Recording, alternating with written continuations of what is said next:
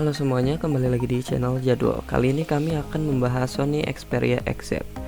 Sama seperti di video-video sebelumnya, di video ini yang akan dibahas adalah perbandingan dari spesifikasi Sony Xperia XZ dengan standar spesifikasi di 2020. Jadi apakah spesifikasi HP ini masih mumpuni untuk digunakan di 2020? Mari kita lanjut ke pembahasannya. Tapi sebelum mulai pembahasannya, jangan lupa support kami dengan subscribe channel ini. Sebelum masuk ke spesifikasi, saya mau ngasih tahu dulu nih kalau harga HP ini sekarang itu sekitar 800.000.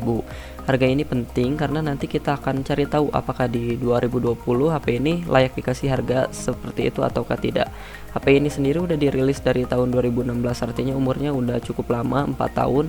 Sayangnya Sony sendiri waktu ngerilis HP ini dia nggak masukin resmi ke Indonesia. Jadi kalau Anda minat untuk membeli HP ini sekarang, tentunya Anda tahu lah ya resikonya akan seperti apa nanti.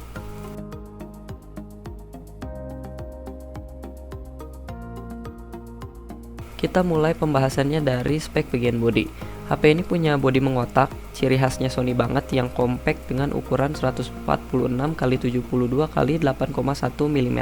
Beratnya itu 161 gram, punya bagian jidat dan dagu yang luar biasa tebal yang jadi ciri khas Sony juga. Jadi HP ini gak punya punch hole kamera ataupun notch. Bagian depan HP ini dilapisi dengan Corning Gorilla Glass 4. Terdapat front kamera, earpiece, LED notification, dan proximity sensor di bagian jidatnya, dan ada speaker di bagian dagunya. Bagian belakang dari HP ini dan framenya juga menggunakan aluminium. Terdapat kamera dan LED flash yang sejajar di bagian kiri atas dari HP ini. Ada juga logo Xperia di bagian tengah belakangnya. Fingerprint sensor yang gak terlalu cepat. Tombol volume dan tombol kamera ada di sebelah kanan HP ini. Sementara di bagian kiri HP ini ada slot SIM dan micro SD yang hybrid. HP ini udah punya sertifikasi IP68 ya, yang artinya dia udah tahan air dan debu. Kalau dari segi look nih, bodi HP ini ketinggalan banget sih sebenarnya. Apalagi jidat sama dagunya lebar. Dan slot micro SD-nya juga hybrid gitu. Meskipun untuk dagu dan jidat lebar itu ada alasan keren gitu di baliknya, karena HP ini udah stereo speaker dan speakernya itu dua-duanya mengarah ke bagian depan, makanya dia diletakin di jidat dan dagu dari HP ini. Belum lagi posisi tombolnya yang agak aneh gitu, itu juga menjadi sebuah kekurangan. Tombol powernya sedikit ke tengah dan tombol volumenya ke bawah banget sih kalau untuk saya. Tapi kalau dari materialnya sih masih bersaing lah.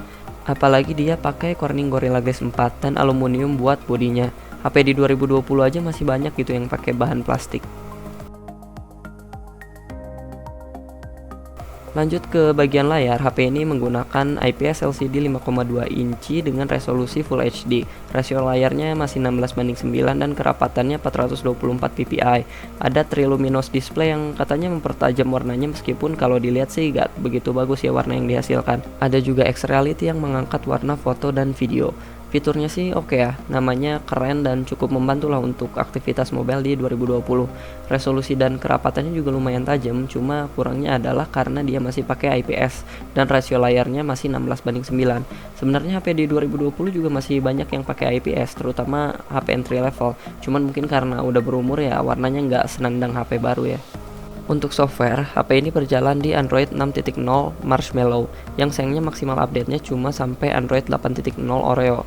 Buat saya ini nggak terlalu jadi masalah ya, karena sekarang rata-rata HP masih jalan di Android 9.0 atau Android Pie, yang mana cuma beda satu generasi doang. Untuk bagian hardware, chipset yang dipakai HP ini adalah Snapdragon 820 14 nanometer quad-core yang sedikit di bawah Snapdragon 665 kalau dibandingin dari segi performa.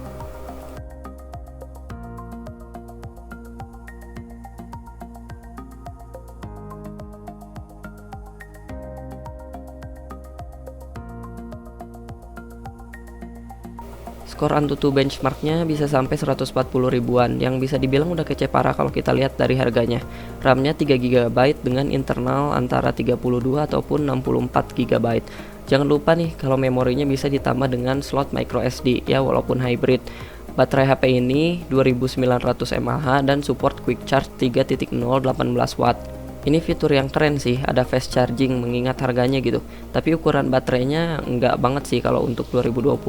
Apalagi Android itu sebenarnya relatif boros baterai. Ya kecuali kalau ada software tambahan kayak di MIUI gitu yang bisa lebih menghemat baterainya. Oh ya, jaringan HP ini juga udah support 4G ya. Jadi soal jaringan ini bakalan aman buat dipakai kecuali kalau HP ini diblokir.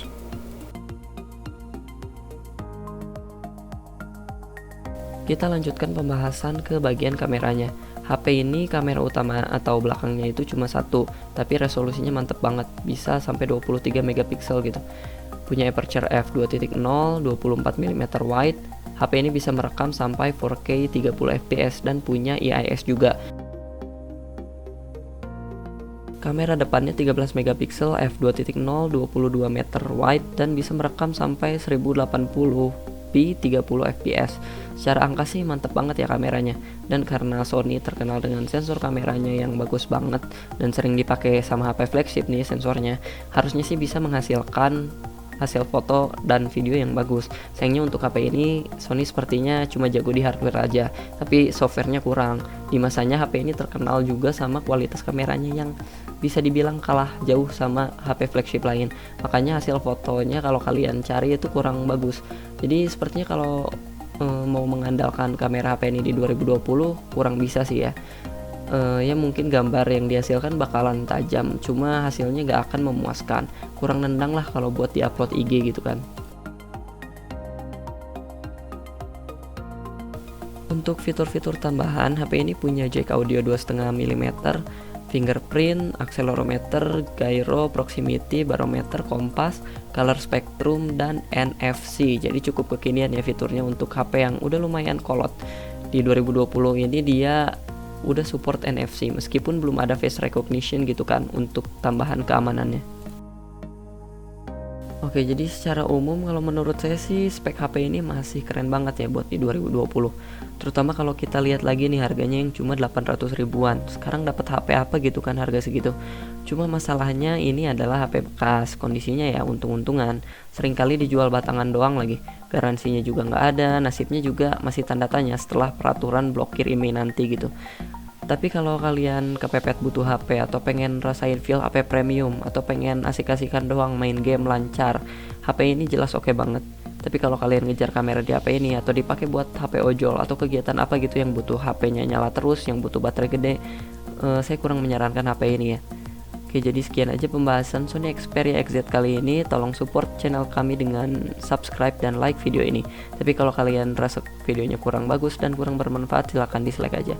Sampai ketemu lagi, thank you for watching.